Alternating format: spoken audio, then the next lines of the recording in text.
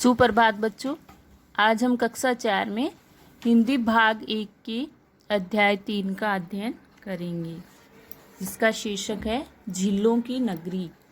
झीलों की नगरी किसको कहते हैं? उदयपुर को।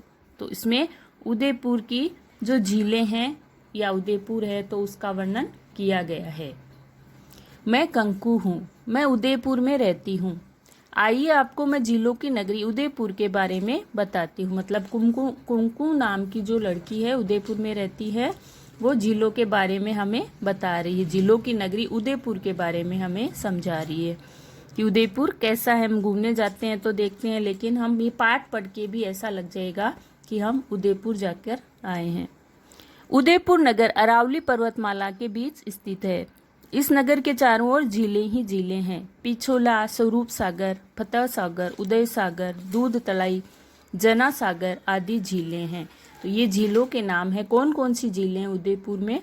पिछोला, स्वरूप सागर, फतेह सागर, उदय सागर, दूध तलाई और जना सागर।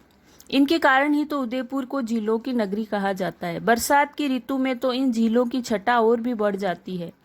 ये झीलें कश्मीर से होड़ करती है, अतः कई लोग इस नगर को राजस्थान का कश्मीर कहते हैं। राजस्थान का कश्मीर किसको कहते हैं? उदयपुर को। क्यों कहते हैं? क्योंकि यहाँ की झीलें हैं वो कश्मीर की होड़ करती है। फतेह सागर के बीच बना है नेहरू उद्यान। इन झीलों के पानी में ही जग निवास तथा जग मंदिर नाम के जल महल भी है। मतलब फतेह सागर के बीच में नेहरू उद्यान बना है और इन झीलों के पानी के बीच में जग निवास और जग मंदिर के नाम के 2 जल महल भी बने हैं। इन झीलों में पर्यटक नौका विहार का आनंद लेते हैं। रात्रि के समय जब ये उद्यान तथा ये महल विद्युत के प्रकाश में जगमगाते हैं तो इनकी शोभा देखते ही बनती है। एक विशेष बात यह कि ये झीलें इस प्रकार बनी है कि एक झील का पानी दूसरी झील में आता है, अतः ये झीलें जल संरक्षण का उत्कृष्ट उदाहरण है। मतलब व्यर्थ नहीं जाता, एक झील का पानी है वो दूसरी झील में चला जाता है। इस झील में ही उत्तर की ओर एक सौर वेधशाला सोलर ऑब्जर्वेटरी भी बनी हुई है। सौर वेधशाला बनी हुई है। इसमें वैज्ञानिकों द्वारा सूर्य की गतिविधियों का अध्ययन किया जाता है। उदयपुर नगर में कई ऐतिहासिक तथा दर्शनीय स्थल है। पिछोला झील के किनारे महाराणा प्रताप के वंशजों का भव्य महल है। पिछोला झील कहाँ है? उदयपुर में। यहाँ पर महाराणा प्रताप के जो वंशज है उनके भव्य महल है। इसमें कांच का काम तथा चित्रकारी अद्वितीय है। फतेह सागर के किनारे पूर्व की ओर मोती मगरी नाम का प्रसिद्ध ऐतिहासिक स्थल है। यानी यहाँ पूर्वी किनारे पर फतेह सागर झील है, उसके पूर्वी किनारे पर मोती मगरी नाम का एक प्रसिद्ध ऐतिहासिक स्थल है। इस पर चेतक घोड़े पर सवार महाराणा प्रताप की विशाल प्रतिमा है। उसी परिसर में महाराणा प्रताप के सहयोगी हकीम का सूरी, भामाशाह, बीलू राणा, पुंजा, मन्ना, झाला आदि की प्रतिमाएं भी है। ध्वनि प्रकाश कार्यक्रम के माध्यम से यहाँ मेवाड़ की गौरव गाथा को दर्शाया जाता है। इससे दर्शकों में राष्ट्र प्रेम की भावना का संचार होता है। यहाँ दिन रात पर्यटकों का आना जाना बना रहता है। फतेह सागर के पास ही उत्तर में स्थित एक पहाड़ी पर नीमच माता का सुंदर मंदिर है। नीमच माता का मंदिर है फतेह सागर झील के पास।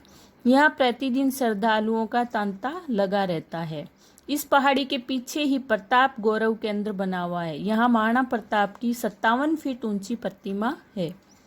यह प्रताप की 57 वर्ष की आयु में स्वर्गवास होने की याद दिलाती है। यहाँ एक थिएटर भी है।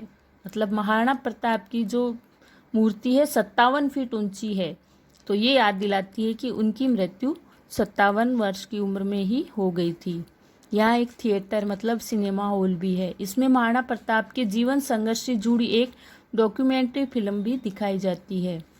इसके अतिरिक्त यहाँ कुछ अन्य प्रतिमाएं भी लगी हुई है, उनके साथ उनका संक्षिप्त परिचय भी लिखा हुआ है। यह एक प्रेरणा स्थल है जहाँ विशाल भारत, गरिमामय राजस्थान तथा गौरवपूर्ण मेवाड़ का दिग्दर्शन होता है।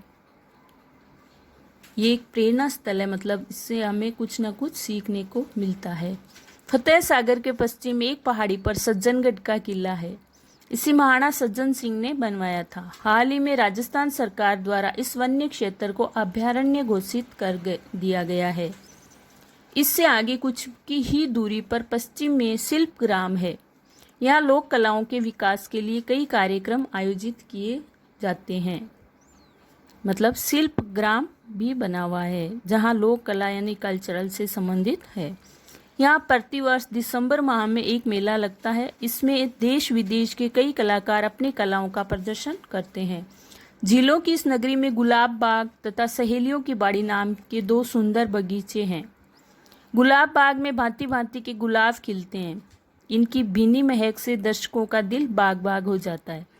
यहाँ एक चिड़ियाघर भी है। रंग बिरंगी चिड़ियाओं का चहकना सबको आनंदित कर देता है। यहाँ बच्चों की रेलगाड़ी भी है। आप चाहो तो इसमें यात्रा कर सकते हो, किंतु टिकट लेना मत भूलना। इसके अलावा यहाँ पहले भालू, शेर, चीते, बंदर आदि भी थे। यहाँ शेर की दहाड़े सुनी जा सकती है। हिरणों की कुलाचे भरते देखकर बच्चे खुश होते थे। किंतु जब से सज्जनगढ़ को अभयारण्य घोषित किया गया है, सब वन्य प्राणियों को यहाँ स्थानांतरित कर दिया गया है। सहेलियों की बाड़ी में जब फव्वारे चलते हैं, जन्नत का नज़ारा लगता है। इन झीलों के किनारे वर्ष में 2 बार मेले लगते हैं। हरियाली अमावस तथा गणगौर के अवसर पर इन मेलों में सारा शहर उमड़ पड़ता है। मतलब बहुत बड़े मेले हरियाली अमावस को और गणगौर के दिन लगते हैं। पास पड़ोस के लोगों की भीड़ भी जमा हो जाती है। पांव रखने तक की जगह नहीं मिलती। इन मेलों में यदि आप आओ तो चक्री, डोलर, झूलों में जरूर झूलना। ये जो आप जाओ ना कभी, तो चक्री और डोलर झूले बहुत अच्छे हैं, उसमें जरूर झूलना। हाँ, इतिहास में प्रसिद्ध इस नगर में भारतीय लोक कला मंडल भी है। लोक कला मंडल कहाँ है? उदयपुर में। यहाँ भी लोक कलाओं के विकास पर योजनाएं बनाई जाती है। इस संस्था की देश विदेश तक एक अनूठी पहचान है। यहाँ कई प्रकार की कठपुतलियाँ भी है। उनका नाच तथा करतब देखकर सभी दर्शक आनंदित हो जाते हैं। ये सभी बातें इन झीलों की नगरी की सांस्कृतिक धरोहर है। यदि आप इन सब का आनंद लेना चाहते हो तो मेरा निवेदन है, पधारो हमारे देश।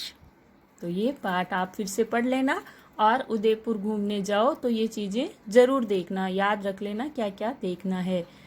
धन्यवाद।